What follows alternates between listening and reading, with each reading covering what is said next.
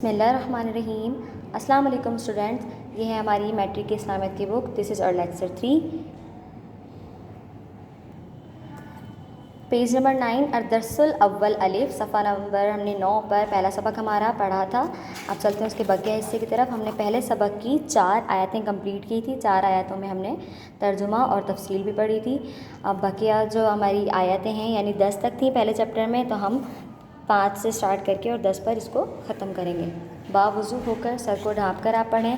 میں نے آپ کو کل بھی بتایا تھا کہ قرآن ایک واحد کتاب ہے جس کا پڑھنا اور سننا دونوں عبادت ہے، تو آپ کی پڑھائی کے ساتھ ساتھ آپ کی عبادت بھی ہوتی رہے گی۔ پھر ہم اسٹارٹ کرتے ہیں۔ بسم اللہ الرحمن الرحیم۔ کما اخرجک ربک من بیتک بالحق وان فریقا من المؤمنین لکارہون۔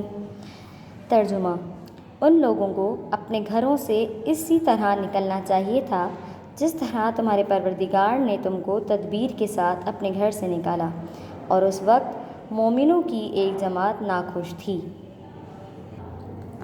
اس کا مطلب یہ ہے کہ ایسے لوگ جنہوں نے سامنے تو یعنی کہتے ہیں کہ اندر سے کچھ اور باہر سے کچھ، ایسے لوگ یعنی ان میں سے ایک جماعت جو ناخوش تھی وہ یہ سوچ رہی تھی کہ اللہ جانے ہمارے ساتھ کیا ہونے والا ہے، اور پتہ نہیں ہم بچیں گے یا نہیں بچیں گے، ہم بے سر و سامان ہیں، ہماری تعداد بھی کم ہے، تو وہ لوگ ناخوشی کا اظہار کر رہے تھے۔ جبکہ اللہ تعالیٰ جب آپ کو کسی کام کے لیے آپ اللہ کی راہ میں نکلتے ہیں تو اللہ تعالیٰ آپ کو خالی نہیں چھوڑتا، اللہ تعالیٰ آپ کی پوری مدد فرماتا ہے۔ تو آگے ہم پڑھتے ہیں۔ یجادلونک فی الحق بعدما تبین کأنما یساقون الی الموت وهم ینظرون۔ وہ لوگ حق بات میں اس سے ظاہر ہوئے پیچھے تم سے جھگڑنے لگے، یعنی وہی بات کہ سامنے تو تم سے بات کرتے ہیں اور تمہارے حق میں ہیں، اور پیٹھ پیچھے وہ تم سے جھگڑنے لگے، گویا موت کی طرف دھکیلے جاتے ہیں اور اسے دیکھ رہے ہیں۔ کیا کرتے ہیں ایسے لوگوں کے ساتھ کیا ہوگا کہ اللہ تعالیٰ نے ان کے لیے بھی سخت عذاب تیار کر رکھا ہے۔ وَإِذْ يَعِدُكُمُ اللَّهُ إِحْدَى الطَّائِفَتَيْنِ أَنَّهَا لَكُمْ وَتَوَدُّونَ أَنَّ غَيْرَ ذَاتِ الشَّوْكَةِ تَكُونُ لَكُمْ وَيُرِيدُ اللَّهُ أَن يُحِقَّ الْحَقَّ بِكَلِمَاتِهِ وَيَقْطَعَ دَابِرَ الْكَافِرِينَ۔ اور اس وقت کو یاد کرو جب خدا تم سے وعدہ کرتا تھا کہ ابو سفیان اور ابو جہل 2 گروہ میں سے ایک گروہ تمہارا مسخر ہو جائے گا، اور تم چاہتے تھے کہ جو قافلہ بے شان و شوکت یعنی بے ہتھیار ہے وہ تمہارے ہاتھ آ جائے، اور خدا چاہتا تھا کہ اپنے فرمان سے حق کو قائم رکھے اور کافروں کی جڑ کو کاٹ کر پھینک دے۔ اب 2 گروہوں سے کیا مراد ہے؟ ایک تو وہ گروہ تھا جو ابو سفیان کا تھا، اور دوسرا گروہ تھا ابو جہل کا۔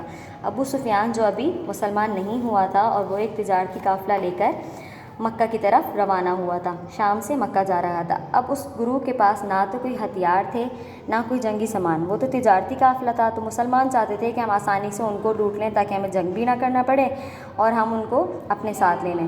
لیکن اللہ تعالیٰ چاہتا تھا کہ آپ کی ایسی مدد آپ کو حاصل ہو جس سے آپ کفار کو توڑ سکیں، ان کی جڑ کاٹ سکیں، کیونکہ اللہ تعالیٰ ہمیشہ اپنے بندے کے لیے بہترین ہی سوچتا ہے۔ اور ابو جہل کا گروہ وہ گروہ تھا جس کے اندر 1000 افراد مشتمل تھے، جس کو ابو سفیان نے اطلاع بھیجی تھی کہ مسلمان آپ کو لوٹنے آ رہے ہیں، تو وہ اپنے جو ہے بدر کی جانب بڑھ چکا تھا، کہ ابو سفیان نے ان کو بتایا کہ ہمیں جو ہے نا مکے والے لوٹنا چاہتے ہیں، تو اس لیے ابو جہل جو ہے ان کے لیے بدر کی جانب دوڑ رہا تھا، جا رہا تھا ان کو بچانے کے لیے۔ پھر ہے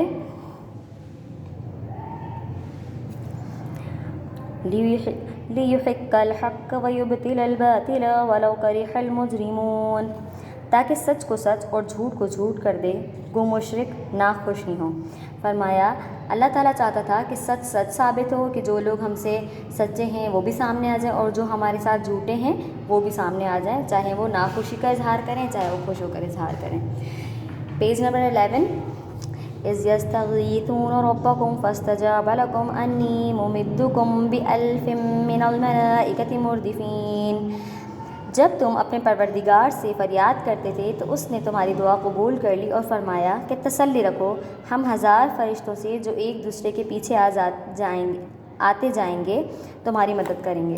جس وقت مسلمان پریشان ہو رہے تھے کہ اب ہم کیا کریں گے، کیونکہ ان کی تعداد صرف 313 تھی جبکہ کافروں کی تعداد 1000 تھی، اور پریشان ہوتے ہوتے جب آپ صلی اللہ علیہ وسلم نے انہیں دیکھا تو آپ صلی اللہ علیہ وسلم نے اللہ تعالیٰ سے دعا فرمائی اور فرمایا کہ اللہ میری مدد کر، تو اللہ تعالیٰ نے آپ صلی اللہ علیہ وسلم کی دعا کو قبول فرمایا اور 1000 فرشتے کی فوج نازل فرمائی جو ایک دوسرے انسان کے پیچھے اور آگے آ سکتے تھے، یعنی 313۔ اگر آپ 313 کو ڈبل بھی کرتے ہیں تو وہ بنتے ہیں 626، تو وہ تو اس سے بھی زیادہ تھے، اور اس سے زیادہ ہونے کا مطلب ہے کہ یعنی مسلمانوں کی جنگ میں مسلمانوں کی جو جیت تھی وہ پکی تھی، کیونکہ اللہ نے جب ان سے، میں نے آپ کو پہلے بھی بتایا تھا کہ اللہ تعالیٰ جب کسی کام کے لیے آپ کو آمادہ کرتا ہے، آپ اللہ کی راہ میں نکلتے ہیں تو اللہ تعالیٰ آپ کی خوب مدد فرماتا ہے۔ تو اسی طرح اللہ تعالیٰ نے مسلمانوں کی مدد 1000 فرشتوں سے فرمائی، نہ کہ ابو جہل کا گروہ کام آیا، نہ ہی ابو سفیان کا۔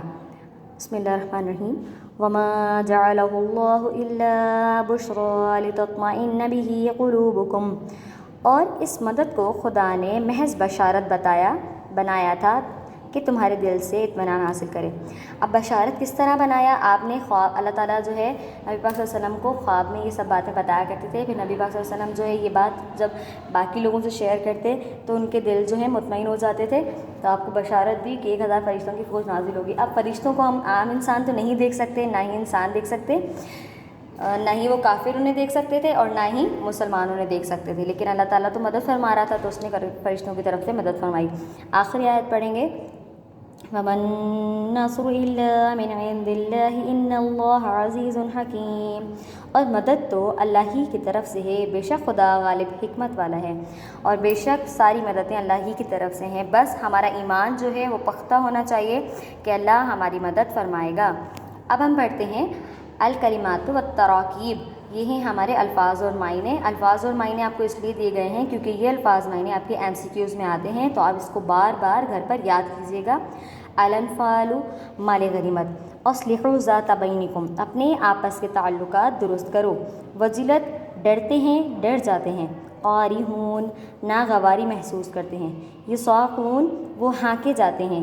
احدا ایک مونس، دابر جڑ۔ یستغیثون تم فریاد کرتے ہو۔ مردفین لگاتار آنے والے۔ غیر ذات الشوکۃ بغیر کانٹے کے، بغیر اسلحہ اور قوت کے۔ یہ تھا ہمارا الفاظ معنی کا حصہ۔ دوسرا حصہ ہے ہمارا التمارین، جس میں السوال الاول میں نے آپ کو بتایا تھا پہلا ہوتا ہے، یہ سوال نمبر پہلا ہے کہ اس سبق میں مومنوں کی کیا صفات بیان کی گئی ہیں، اور پیج نمبر 12 پہ دوسرا سوال ہے السوال الثانی، ثانی کا مطلب ہے دوسرا، دو گروہوں سے کیا مراد ہے۔ دو گروہوں کی بات بھی میں نے آپ کو بتائی تھی، دو گروہ کون سے تھے، ابو سفیان اور ابو جہل کا گروہ، اور جہاں پر صفات کی بات آ رہی ہے تو مومن کی صفات بیان کی گئی تھی کہ مومن کون سے ہوتے ہیں۔ اگر آپ فرسٹ لیکچر کو دوبارہ سے اچھی طریقے سے سنیں گے، سمجھیں گے تو آپ کو اس کا بھی جواب مل جائے گا۔ اور تیسرا حصہ جو اس میں موجود ہے سوال الثالث، ثالث کا مطلب ہوتا ہے تیسرا، اس میں ہمیں مندرجہ ذیل عبارت دی گئی ہے جن کا مفہوم بیان کرنا ہے۔ پہلے ہم ان عبارت کا ترجمہ لیں گے، اس کے بعد مفہوم۔ ترجمہ ہم خود ہی اپنی کتاب کے ذریعے پڑھیں گے۔ اس کتاب میں اگر آپ دیکھیں گے تو اعلان نظر آ رہی فاتقوا اللہ واصلحوا ذات بینکم، تو خدا سے ڈرو اور آپس میں صلح رکھو۔ اسی طرح 3 ترجمے اس میں موجود ہیں اور آپ کو وہ اس میں سے ہی دیکھ کر یاد کرنے ہیں، اور سوالوں کے متعلق اور ان مفہوم کے متعلق میں آپ کو اس سے بعد والے لیکچر میں تفصیلی سمجھاؤں گی۔ تب تک کے لیے اللہ حافظ۔